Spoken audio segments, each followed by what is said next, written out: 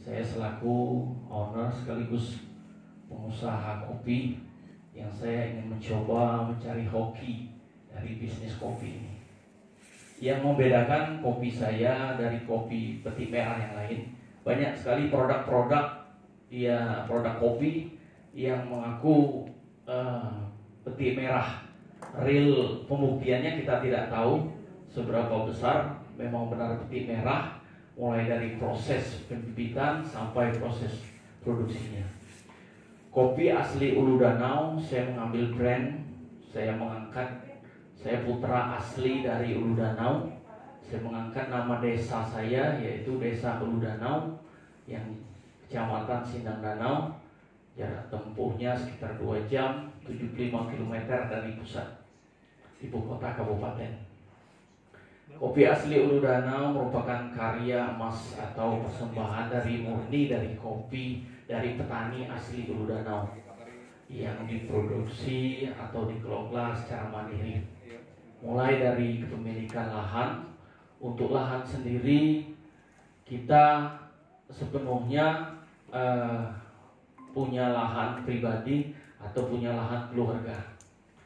Saya sendiri punya lahan sekitar 3 hektar, punya bapak saya, punya adik saya, dan punya adik ipar saya.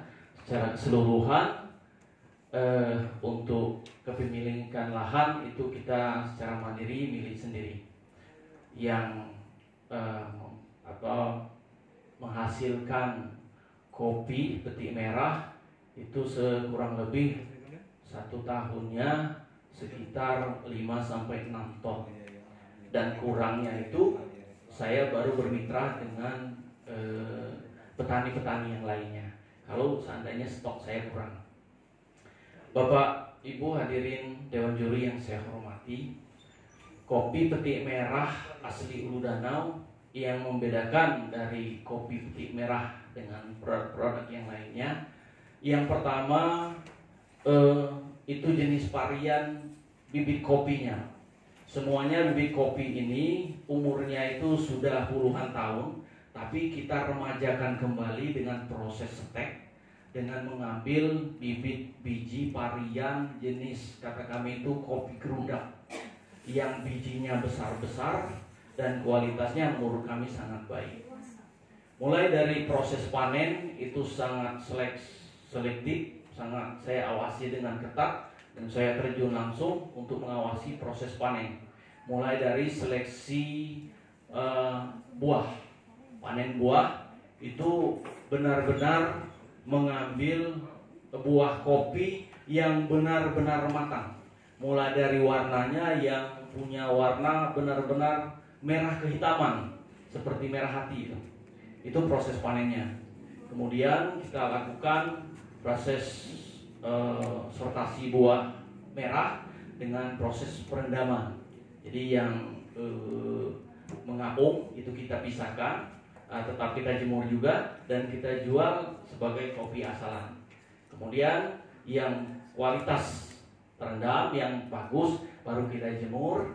Kemudian kita lakukan penggilingan untuk mengambil biji yang benar-benar bagus. Kemudian kita lakukan sortasi biji. Sortasi biji yang benar-benar utuh. Yang biji pecah pun kita pisahkan. Jadi saya benar-benar mencari biji kopi yang number 1, yang benar-benar kualitas bagus. Kemudian baru kita lakukan roasting. Untuk roasting saya lakukan di sini, di Kota Muara II ini, tepatnya di Waibulan situ. Untuk proses panennya itu di kampung saya. Kemudian kita lakukan proses penepungan, kemudian proses packing.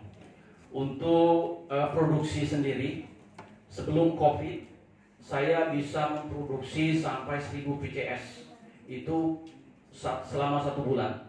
Bahkan sebelum COVID dulu itu bisa saya habis itu sampai 1000 lebih, 1000 PCS lebih sebelum COVID. Setelah COVID ini sangat terjun bebas, turun drastis. Itu hanya pas di bulan Maret sampai bulan Juni itu 1 bulan saya tidak bisa menghabiskan 100 PCS karena saat itu kita termasuk lockdown lokal, kita tidak bisa keluar kota. Nah, di awal bulan Oktober kemarin, bulan September itu sudah dibuka kembali kerannya untuk pejabat dan seluruh masyarakat bisa untuk keluar kota, dan omset saya kembali meningkat. Sampai sekarang saya kisaran antara 350 sampai 500 PCS per bulannya sampai saat ini. Mudah-mudahan di bulan-bulan berikutnya sampai awal tahun nanti bisa meningkat kembali. Kemudian untuk pemasaran, saya menjaring para reseller di seluruh kota yang ada di Nusantara ini, di Indonesia khususnya. Karena untuk luar negeri baru sampel, Pak.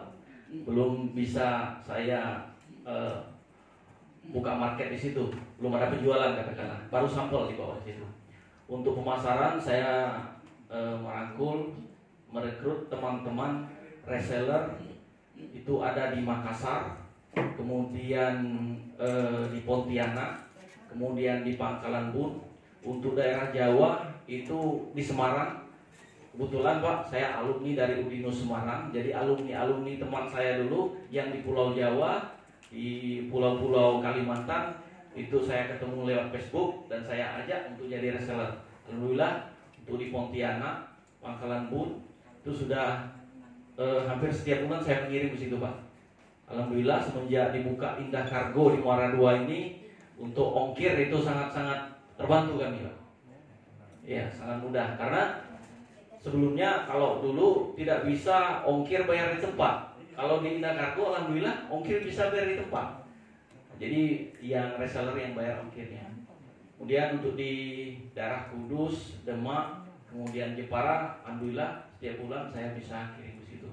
Untuk omset sendiri, untuk bersihnya, netnya antara 4 juta sampai 6 juta per bulan bersih itu. Mungkin itu saja paparan yang dapat saya sampaikan. Tentunya saya sangat mengharapkan sekali masukan, sumbang saran para dewan juri demi untuk kemajuan dari produk kami. Terima kasih. Assalamualaikum warahmatullahi wabarakatuh.